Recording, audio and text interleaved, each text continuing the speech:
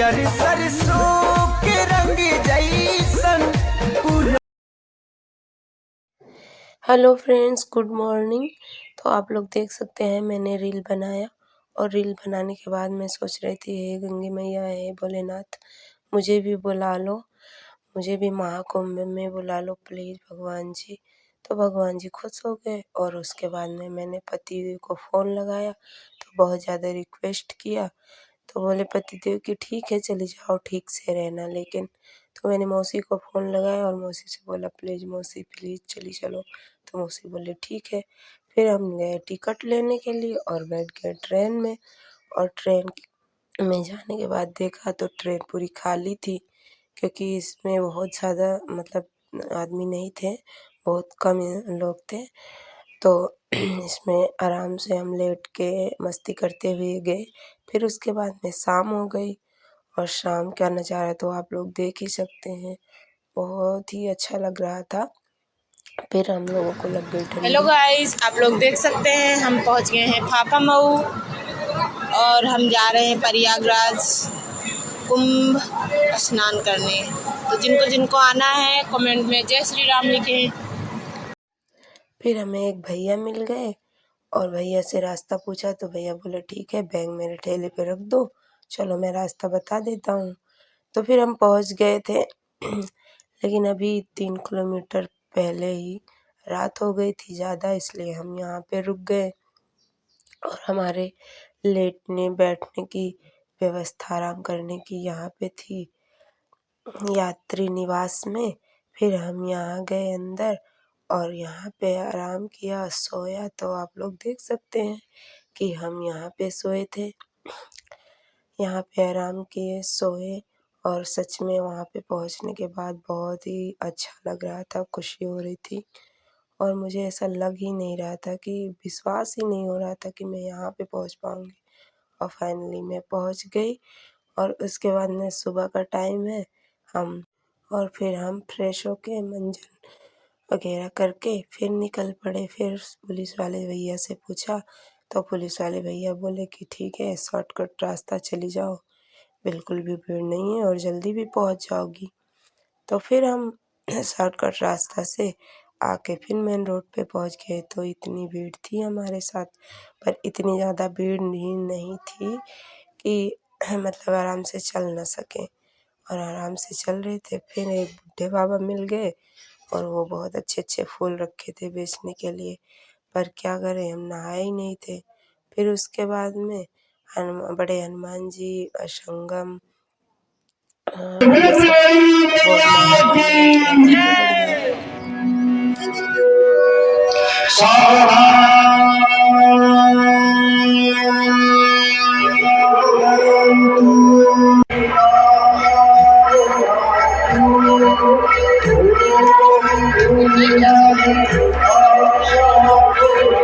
फिर क्या था, हम सीधे पहुंच गए संगम तट पे।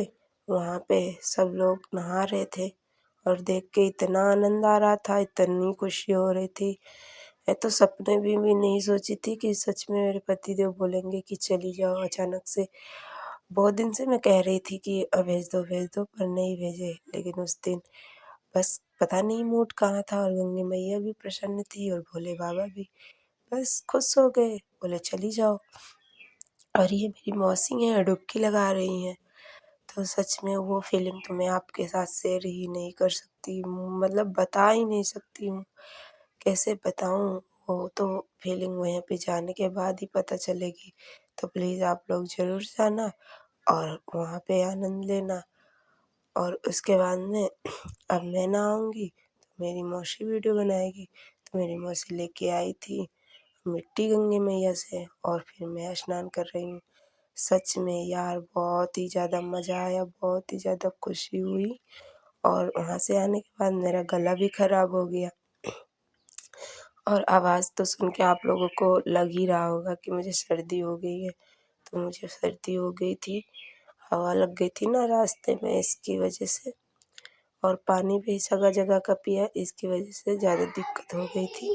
फिर मैं आ गई वापस और बाबा जी से लगवाया चंदन। फिर गुरुजी को दक्षिणा देके उनको प्रणाम किया और उसके बाद में हम निकल पड़े कुछ नाश्ता वगैरह के लिए।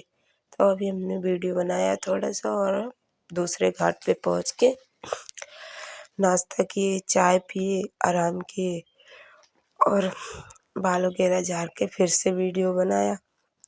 तो आप लोग देख सकते हैं इतनी ज़्यादा भीड़ नहीं थी, अगर भीड़ होती तो मैं वीडियो कैसे बना पाती। तो इसलिए मैं बता रही हूँ कि भीड़ बिल्कुल भी नहीं थी। और यहाँ पे सबको ले जाके नाव में घुमा रहे थे। तो यहाँ से सबको नाव में घुमा रहे थे पर सरकारी नौकरी वालों को ही घुमा रहे थे। तो हमने पूछा तो बोले मतलब कहीं दूसरी जगह घाट पे बताए वहाँ से घुमाते हैं और आप चली जाओ वहाँ पे। तो मैं बोली कि मैं वहाँ कहाँ ढूँढूँगी, और व्यवस्था की बात भी ना करो, व्यवस्था तो बहुत ही अच्छी थी।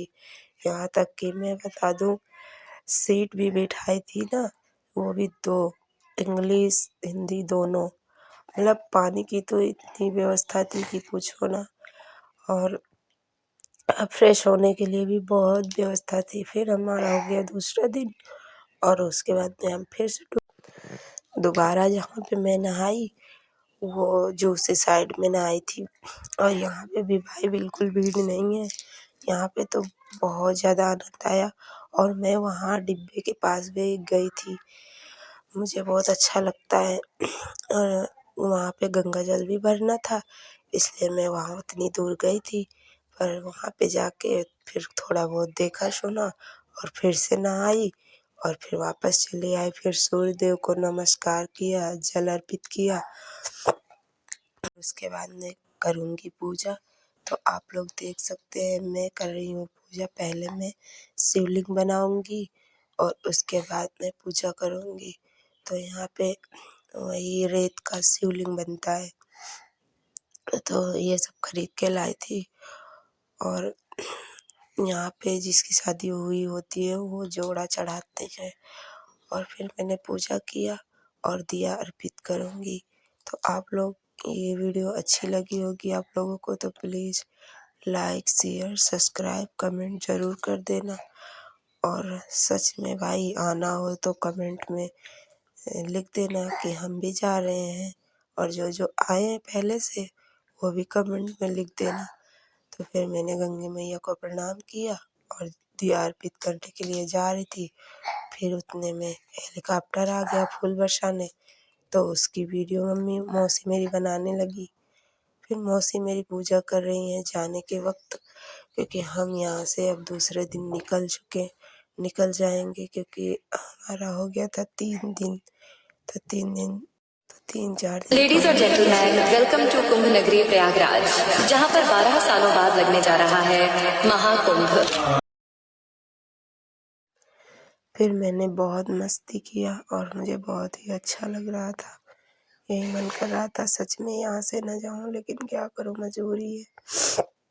और फिर मौसी ने प्रणाम किया गंगा जल पी के और फिर हम निकल पड़े अपने घर के रास्ते पे। तो ये वाली लड़की जो थी ना ये मोनालिसा से कम नहीं है, देखो इसकी आंखें, पर इसे कोई वायरल ही नहीं किया। फिर हम निकल लिए और फिर यहाँ पे आ गए देखने के लिए। और ये जोशी का साइड का नज़ारा है, यहाँ पे भी बहुत ही अच्छा लग रहा था देखने में। और मैं आपको क्या बताऊँ बहुत ही अच्छा लग रहा था, इतना तो फ़ोन में नहीं अच्छा लग रहा है। तो आप लोग देख सकते हैं यहाँ पे भी संगम द्वार है, पर यहाँ का घाट खुला नहीं है। और यहाँ मतलब घाट बन नहीं पाया था, इसकी वजह से यहाँ पे बंद है। तो आप लोगों को क्या बताऊँ भाई, भीड़ तो बिल्कुल नहीं थी, आप लोग देख ही सकते हैं। फिर हम इस द्वार से बाहर निकल लिए थे और यहाँ पे जाने के बाद में सच हम में इतना कह रोना सकते आ हैं रहा कि था। वर्तमान में जितनी भी विचित्र स्थितियां महाकुंभ में प्रकट हो रही, इसके पीछे बहुत बड़े बड़े षड्यंत्र हैं। अगर बहुत बारीकी से जांच की जाएगी तो सनातन को मिटाने की कोशिश फिर देखा कि 2 पुलिस वाले घोड़े चढ़ के जा रहे हैं। अरे यार शादी नहीं, राउंड पे हैं, वो सब देख रहे हैं कि कहाँ क्या हो रहा है। उसके बाद में मैं बाहर आ गई और मुझे दिख गए भोलेनाथ। जय भोलेनाथ की, आपकी बहुत कृपा रही मेरे ऊपर। फिर हम आ गए मेन रोड पे फिर मेन रोड पे आ गए तो देख सकते हैं मेन रोड पे तो थोड़ा जाम लगा ही था, क्योंकि एक साथ सबको निकलना है तो फिर जाम तो लगेगा ही। पर धीरे धीरे सब लोग निकल रहे थे। फिर से मिल गए भोले बाबा, तो आप लोग इन भोले बाबा को देख सकते हैं। और अगर ये वीडियो थोड़ी भी अच्छी लगी होगी तो please like comment share subscribe जरूर कर देना प्लीज़।